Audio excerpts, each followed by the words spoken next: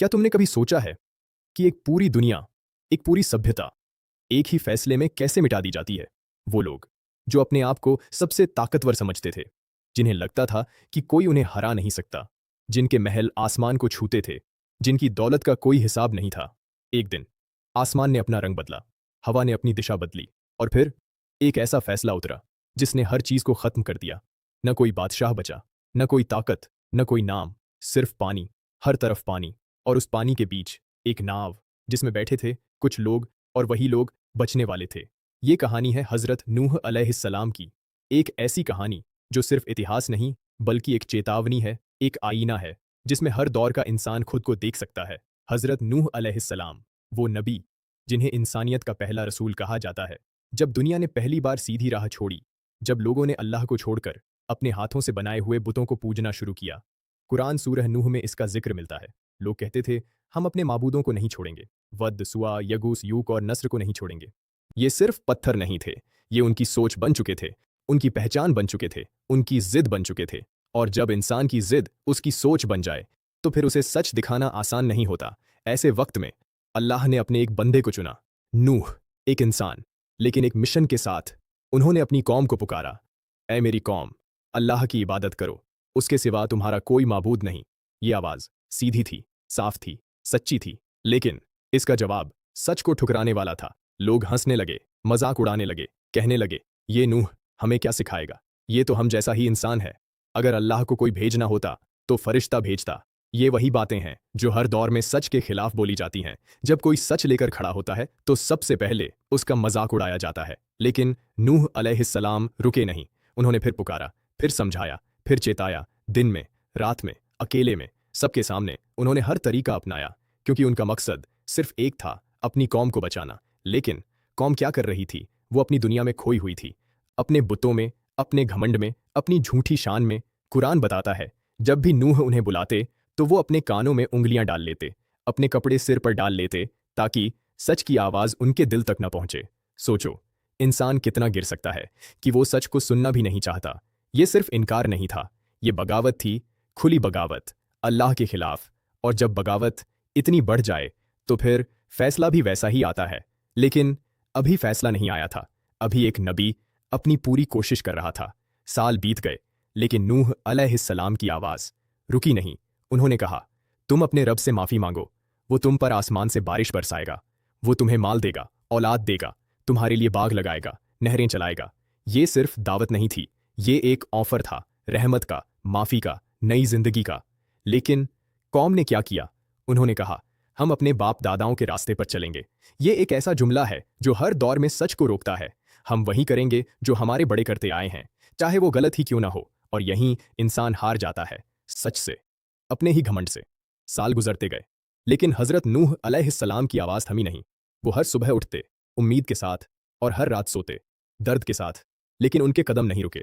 उनका मकसद साफ था, अपनी कौम को बचाना। कुरान सूरह नूह में उनका अपना बयान दर्ज है, मैंने अपनी कौम को रात और दिन बुलाया, मगर मेरी दावत ने उन्हें और दूर भगा दिया। सोचो, एक इंसान जो 10 साल नहीं, 50 साल नहीं, बल्कि 100 साल भी नहीं, पूरा 950 साल एक ही बात कह रहा हो, अल्लाह की तरफ लौट आओ। लेकिन जवाब, इनकार, मजाक, नफरत। उन्होंने तरीका बदला, कभी नरमी से समझाया, अल्लाह रहम करने वाला है, वो तुम्हें माफ कर देगा। कभी डराया, अगर तुम नहीं माने तो अंजाम बहुत सख्त होगा। कभी अकेले में बुलाया, कभी सबके सामने। उन्होंने हर दरवाज़ा खटखटाया, लेकिन हर दरवाज़ा बंद मिला। कुरान बताता है, जब भी नूह अलैहिस्सलाम उन्हें बुलाते तो वो अपने कानों में उंगलियां डाल लेते, अपने कपड़े सिर पर डाल लेते, ताकि सच की आवाज़ उनके दिल तक न पहुंचे।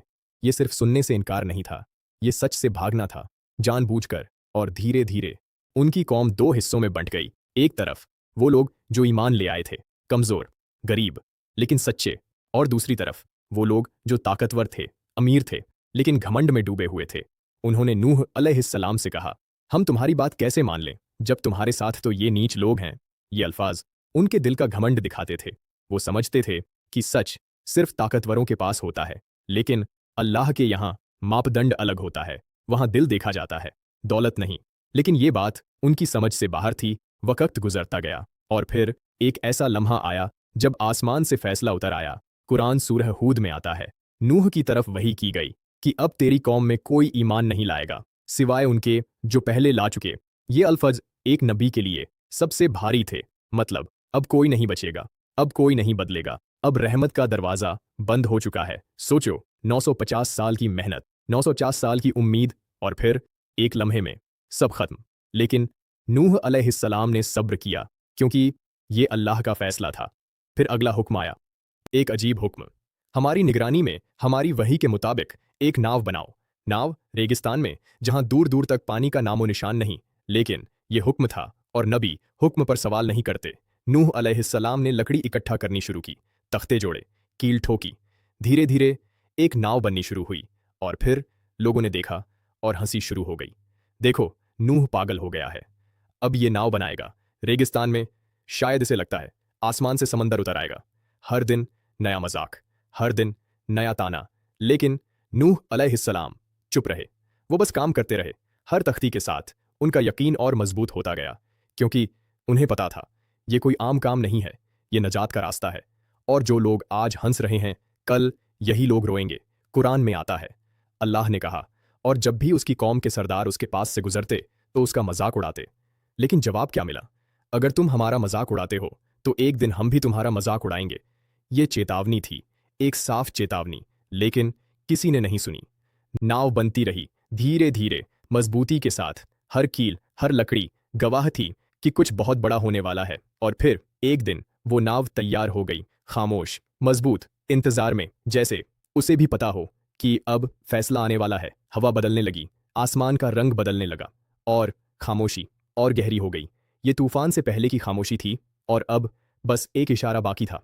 फिर वो लम्हा आ गया, एक अजीब सी खामोशी थी, जैसे पूरी दुनिया सांस रोककर खड़ी हो। हवा थम गई थी, आसमान भारी लग रहा था, और अचानक एक संकेत मिला। कुरान सूरह हूद में आता है, यहाँ तक कि जब हमारा हुक्म आ गया और तंदूर उबल पड़ा।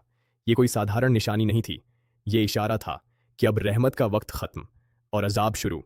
नूह अलैहिस्सलाम तुरंत समझ गए। उन्होंने आवाज़ दी, जल्दी करो, सब लोग नाव में सवार हो जाओ।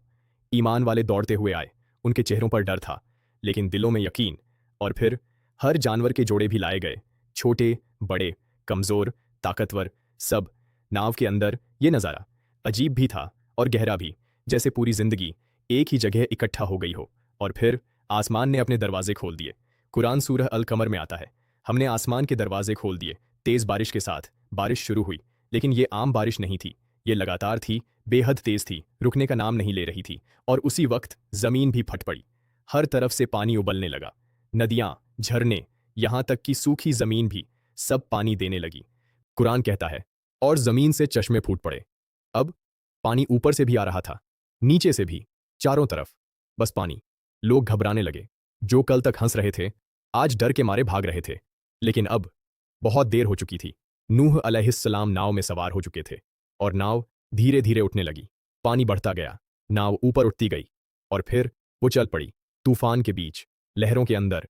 कुरान सूरह हूद में आता है, और वो उन्हें लेकर चल पड़ी, पहाड़ जैसी लहरों में। लहरें इतनी ऊंची थीं जैसे आसमान को छू रही हों। नाव ऊपर जाती, फिर नीचे गिरती। हर लम्हा एक इम्तिहान था।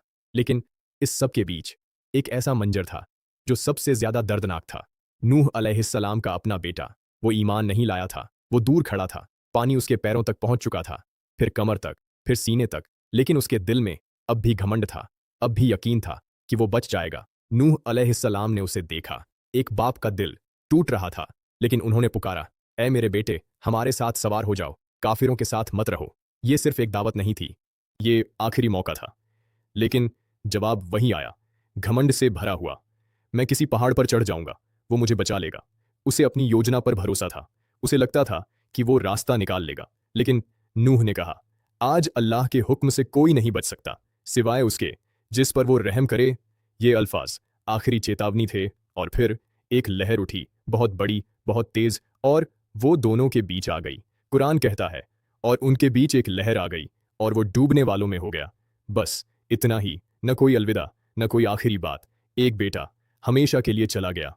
नूह अलैहिस्सलाम खामोश खड़े थे, आंखों में दर्द, दिल में तूफान, लेकिन लबों पर सब्र, क्योंकि ये अल्लाह का फैसला था। तूफान और तेज हो गया, लहरें और ऊंची हो गईं, नाव उनके बीच तैरती रही। हर तरफ तबाही का मंजर था, घर गिर रहे थे, पेड़ उखड़ रहे थे, लोग डूब रहे थे। चीखें, आवाजें, मदद की पुकार, सब कुछ पानी में दब गया। एक पूरी कौम, एक पूरी दुनिया खत्म हो रही थी और नाव बस चलती जा रही थी। अल्लाह के हुक्म से पानी बढ़ता गया, लहरें और ऊंची होती गईं, इतनी ऊंची कि पहाड़ भी उनके सामने झुक गए। धरती अब पहचान में नहीं आती थी, वो एक बेकाबू समंदर बन चुकी थी। हर तरफ सिर्फ पानी, और उस पानी के नीचे एक पूरी दुनिया दफन हो रही थी। वो शहर जहां कभी रौनक थी, वो घर जहां हंसी गूंजती थी, वो लोग जो अपने आप को अजेय समझते थे, सब कुछ खामोशी में डूब गया। कुरान सूरह हूद में आता है, और वो नाव उन्हें पहाड़ जैसी लहरों में लेकर चल रही थी। नाव तूफान के बीच एक छोटी सी उम्मीद, अंदर बैठे लोग खामोश थे। डर था, लेकिन उसके साथ एक अजीब सा सुकून भी था, क्योंकि उनके दिल में ईमान था, और यही ईमान उन्हें थामे हुए था। तूफान अब अपने चरम पर था, आसमान गरज रहा था, बिजली चमक रही थी, पानी बरस रहा था, और लहरें हर चीज को तोड़ रही थीं। फिर अचानक एक ऐसा लम्हा आया जब सब कुछ रुक गया, जैसे किसी ने कायनात को रोक दिया हो। अल्लाह का हुक्म आया, ए जमीन अपना पानी निगल जा, और ए आसमान थम जा। बस इतना कहना था, आसमान थम गया, बारिश रुक गई, जमीन ने पानी पीना शुरू कर दिया।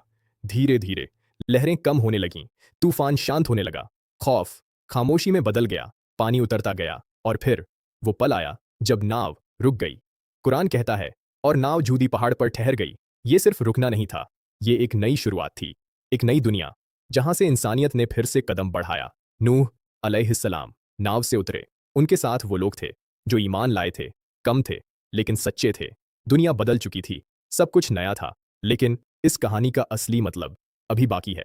ये सिर्फ एक तूफान की कहानी नहीं है, ये एक सबक है हर उस इंसान के लिए जो सच को सुनता है लेकिन मानता नहीं। ये सिखाती है कि जब इंसान अपनी जिद में अंधा हो जाता है, तो फिर वो खुद अपनी तबाही का रास्ता चुनता है।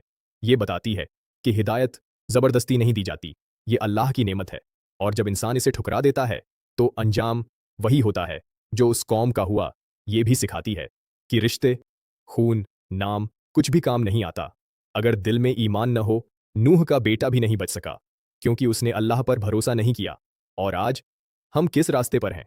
क्या हम भी उसी घमंड में जी रहे हैं जो एक पूरी दुनिया को डुबो चुका है, या हम सच को पहचान कर उस नाव की तरफ बढ़ रहे हैं जो नजात देती है? कुरान हमें याद दिलाता है, बेशक इसमें निशानियां हैं, मगर बहुत कम लोग सबक लेते हैं।